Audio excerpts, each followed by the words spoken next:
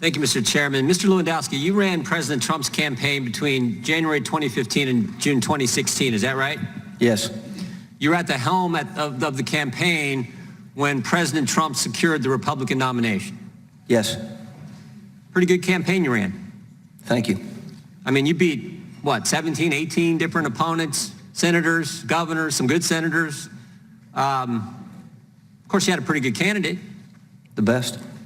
Pretty good candidate who I think has done a great job as President of the United States. After you left the campaign, I think you left in June of 2016, after you left the head of the campaign, were you still involved with the campaign throughout the rest of the election, all the way up through November 8th, 2016? Yes. In that entire time. So you were part of the campaign operation at some level or another from January 2015 to November 8th, 2016. During that entire time, did you guys ever work with Russia to impact the election? No. And you know what's interesting, Mr. Lewandowski? When Jim Comey was asked that same question, sitting at that same table, he gave the same answer. When Bob Mueller was asked that same question, sitting at that same table, he gave the same answer.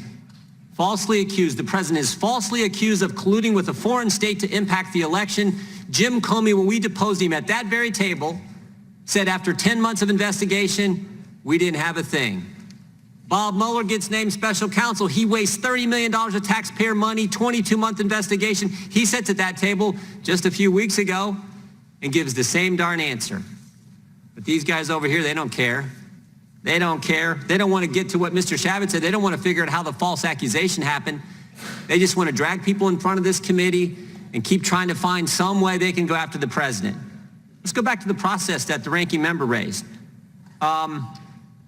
Did you testify in front of the Senate Intel Committee in 2017? Yes. Did you testify in front of the House Intelligence Committee in 2017? Yes.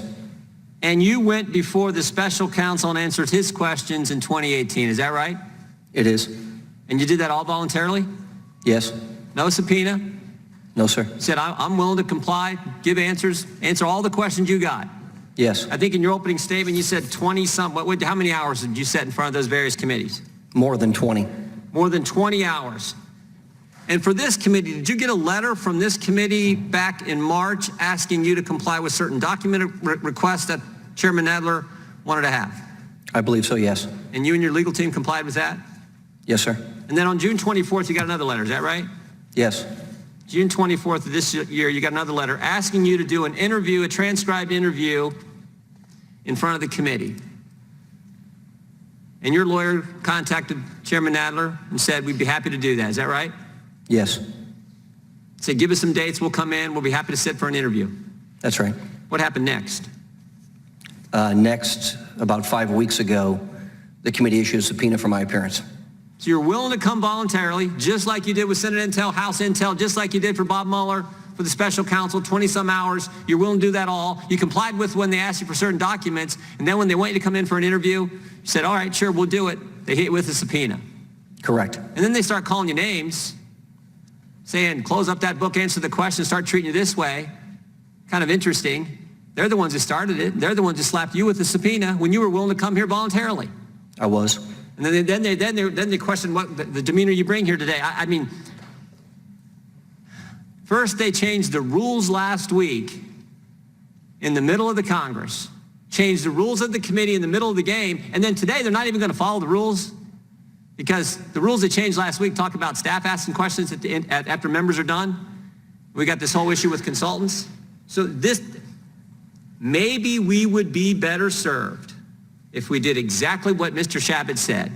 Maybe we would be better served as the House Judiciary Committee if we actually focused on how this whole false accusation started in the first place. What do you think, Mr. Lewandowski? I think it'd be a great idea. Great idea. Maybe the American people would be better served than spending more time investigating something that's already had 32 months of investigation from both Jim Comey and the FBI and Bob Mueller and the special counsel. Maybe we would do that. And you know a great place to start? Great place to start, Mr. Chairman? I asked you about this 1 week ago today. Great place to start would be the Inspector General's report that was issued just 3 weeks ago, the scathing report about Jim Comey. That'd be a nice place to start. But when I asked the chairman when we might have an opportunity to question Mr. Horowitz, he said, I don't know. I haven't thought about that. Of course you haven't thought about that. Too busy trying to impeach the president. Too busy slapping subpoenas on Corey Lewandowski. Of course you haven't thought about that's what the committee should be focused on. I yield back.